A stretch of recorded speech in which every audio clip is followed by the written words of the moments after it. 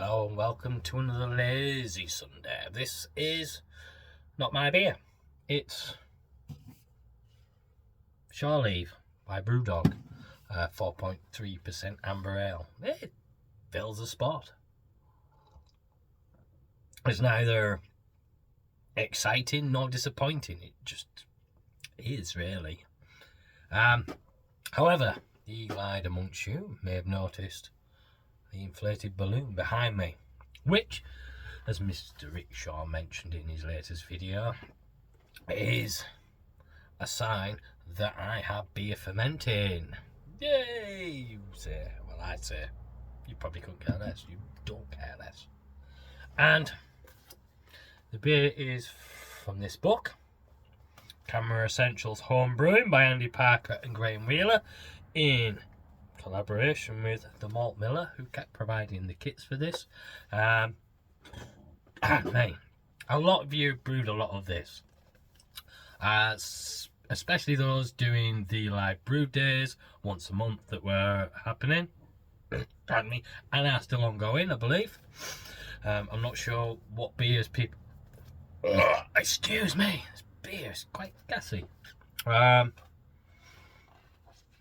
I decided to do the Wishbone Drover, which is a Yorkshire bitter. It's that time of year, isn't it? Just where you just want something a bit darker. So instead of doing Helles and lagers, etc., I've moved on to doing,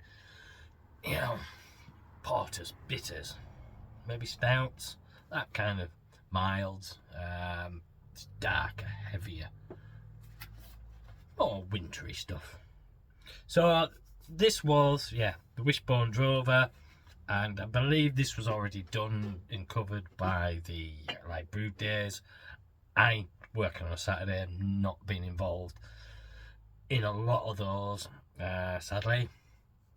It's just one of those things, so I decided I want to do it now. So I'll just go through quickly the recipe for it, and then move on to what I want to talk about. So, extra pale malt. I didn't have any extra pale, I had extra pale Maris, so seemed fair enough, so I used that. Vienna malt, rye malt, crystal malt. I didn't have just sort of like an average crystal malt with an EBC 150. I had extra dark crystal malt, so I went with that, and I kept it the same amount. I like a darker bitter. I like a sweeter bitter, I think, and I'll come on to why I think that might work better with this recipe in a minute. So when it comes to the hops, we're talking Challenger, Columbus, Cascade. Had all those, had everything I needed for that. And yeast, SO4, had that too. So this, other than that crystal malt issue, is actually, for me, as close as I've ever got for a lot of these things, right there. And so I want to talk now about that extra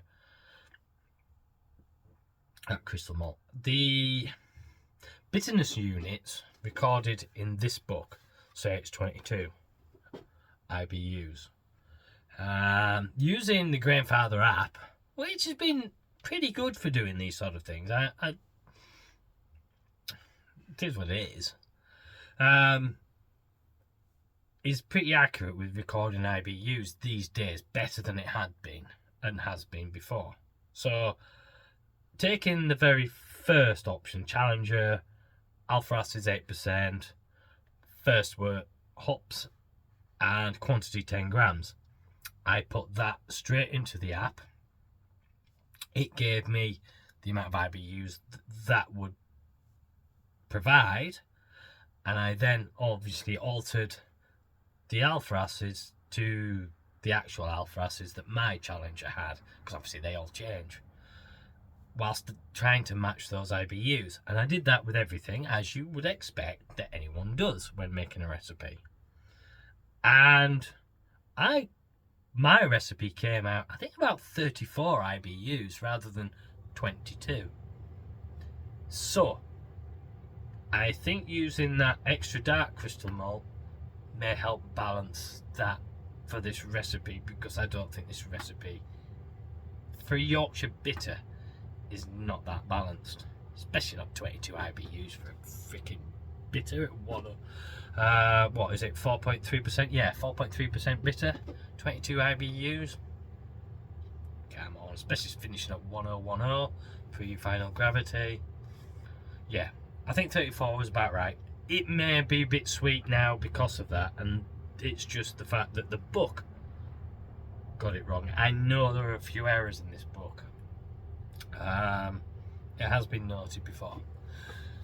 Moving on from that, I am now prepped for the next brew. I'll come back to that Drover's brew and something about that in a minute, but I've now prepped the recipe, put it into the grandfather app basically, for this brew, which will be my next brew, the Black Forest. Looks a nice recipe in the porter, but not just a porter, a pecan porter. Gotta have a pecan porter, haven't you? Yeah, it's kind of pecan. Bit of a posh part of a Christmas, because we're only 6 weeks away. By the time I get this brewed, get it kegged, Christmas, it'll be just about starting to kick in nicely. And I am undecided of what to do with it. I've got everything. Pale malt, once again, I'm back to using the Maris Otter, the extra pale Maris Otter. Brown malt, yes, I do have brown malt. Dark crystal malt, I've got extra dark, so it'll do. Roasted barley, yep. And chocolate malt, yep. Everything there. Challenger again, yep. Still got Challenger, plenty of Challenger for the 47 grams. And again, doing the recipe here, using the Challenger that it puts in at the time and the quantity with the alpha acids, and then rejigging it to get my own alpha acids right. The IBU comes out a little higher in the app than it does on here. Again, I'm not sure about that one way or another at this point on this, because we're talking about 4.9% beer, so 40 IBUs could be about right. Maybe a little sweet on when it finishes. Finishing final gravity 1.018. Yeah, I think 40 is a bit low personally. To get a decent porter without it being too sweet. Once again, SO4, so I'll use that yeast cake. And yeah. Next issue I had is with the Grandfather Conical fermenter. Not brewing since early September. Now, I did it on what are we on, the 11th of November now? No, 12th of November, I think. Yesterday was Armistice Day. Today is the 12th. So Friday was the 10th. I brewed on the 10th. And that's quite a gap. And apparently there was a firmware update needed for the conical fermenter. Sorry about that noise back then. That was the glycol chiller. Trying to heat the beer. Yeah, I'm distracted there for a moment with that noise. I've just lost my place completely right now. What the hell was I talking about? Glycol chiller. Oh, the firmware update. Yes. So it needed a firmware update by the 16th. If you hadn't done it by the 16th of October, then it was a forced update. You actually really needed this update doing, or I don't know, the world was going to end or whatever. I don't know. Your fermenter would blow up, or your beer would always taste of cat piss or something. So I did that. Took it into the house because there's no Wi-Fi in here, and this may be one of the issues. There's no Wi-Fi in this sort of Faraday cage of a shed.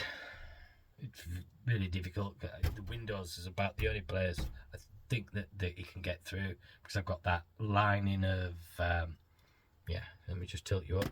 Yeah, that stuff, that kind of insulated bubble wrap tin foil stuff that the whole shed's lined with apart from the windows.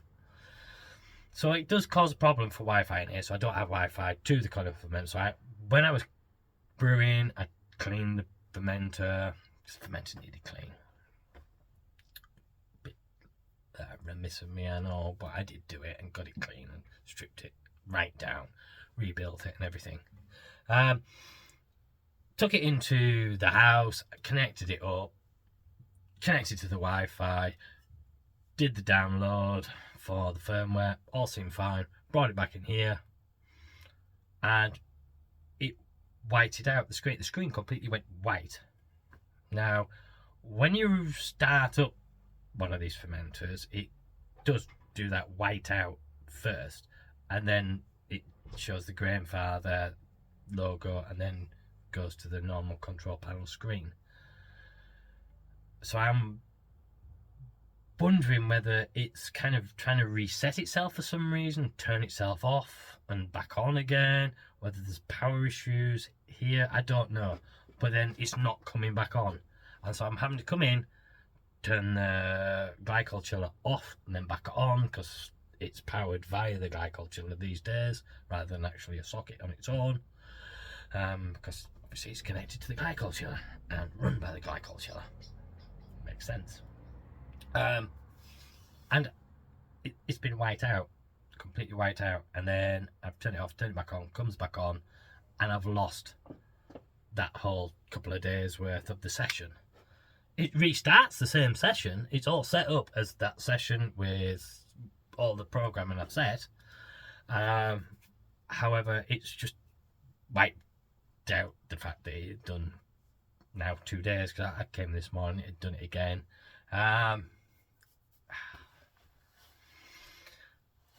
Hopefully there will be another revision or another update for me to take it in to the house and get it updated again, and that would solve the issue with another update. I had the original problem with the original firmware where you had to update it, and apparently the if your Wi-Fi signal wasn't strong enough, it would just go black screen. But as soon as you got it into a place where the Wi-Fi was strong enough and turned it off, turn it back on, let it update, it would just update and it would come back, which it did. It did that, the first one. This, however, is, I don't know what this issue is. But it's really fucking annoying. And as I say, this beer's been one of those where it's gonna, yeah, hopefully it's gonna be the greatest beer I've ever made. You know, that conversation where it's had so many issues with me making it that it's gonna be, because I have to admit, although it only took 5 hours to brew on Friday, it felt a chore and a drag and everything was so laborious. But that's coming back to brewing, I guess. I've kind of lost A, the will, and B, the kind of inkling of how to do everything so quickly, so easily, so without issue. Anyway, it comes back, doesn't it? It comes and goes. It's just practice, I guess. Just practice and practice and practice. And I've done a lot of that in my time, I have to admit, brewing and drinking. Moving on from that, as I say, it's Sunday. It's now 13, nearly 14 minutes in. Let's move on to something else. Football's finished. The Liverpool game, that is, 3-0. Very happy with that score, because I had Salah as captain and he got 2 for me. I put Jota in for Maddison. I've had issues with injured or players who are just like not even in the league anymore, so I've had that real big issue with that from fantasy football. And I put Maddison in last week and it was like, yeah, I've got Maddison now, he might give me some points. Didn't really do much last week and then got injured. So I'm like, oh my god, and he's out now, so I'm going to have to swap him. So I put Jota in. Okay, now that happy with that choice, because yeah, he scored today. Salah as captain, so hopefully it's not too bad. I'm still down in the fucking 30s. I can't get out the bloody 30s. That early start where I let my nephew pick the team. Admittedly, my team wasn't that much looking better the week before, but at least I had all the players playing. Yeah, it screwed me over. But yeah, I'm kind of trying to pick things up a bit. I'm not really catching anyone, but I'm just sort of chucking around a 30 point, just under, and just even further under, I think is the way it's going at the minute. Yeah, so that's good. I think there's the City games on now, and I'm not really sure. I haven't been in to see the score. Don't know what's going on, so I'll look forward to that. I do have Haaland and Alvarez, so hopefully they'll get some goals for me. Whitby, and I want to continue this little thing. I have not really much more to add other than this one, a major one. As the very first, I mean, I suppose it's quite precise. The very first enemy plane shot down on UK soil was a Heinkel bomber, Luftwaffe bomber.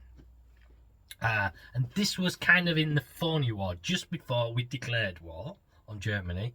There was a bit of a tit for tat and fights, dog fights and such happening over the North Sea, between the Luftwaffe and the RAF. And during one of these sort of encounters, a Heinkel, I think it's a Heinkel 1-11. I'm not up on my planes very much. Sorry, I am getting a bit of a chest infection, I think. A bit chesty and throaty, so apologies for that. So this Heinkel bomber was coming over and got hit by the RAF, Spitfire or whatever, and he wanted to ditch. He didn't want to ditch in the sea, so he came in over the land and over Whitby. Now, he avoided Whitby itself and crashed just outside. There was a farm just outside Whitby at the time. I can't remember the name of it. Anyway, it crash landed there, and that is the very first enemy plane to be downed in World War II on English soil. There is a big stone pillar where it occurred with a black brass plaque on saying so. However, it's on a roundabout now. The farm's long gone, the fields are long gone, and it's just this stone pillar. And there's a second stone pillar across the road, so it confuses people because the second stone pillar looks exactly the same. It makes it look like they were like massive gates or something. I don't know why the second one's put there, but yeah, there is a marker for it. There you go. That's my little Whitby tidbit for this week. I know it's been a long time since I've done one of these videos, and I'm sorry, I'm a bit rusty again at these as well as brewing. So it's been a bit of a long one. Sorry, it's 18 minutes, and I think we'll leave it there. So if you got this far, thanks for watching, and I'll catch you in the next one. And I'm going to go and have my chili.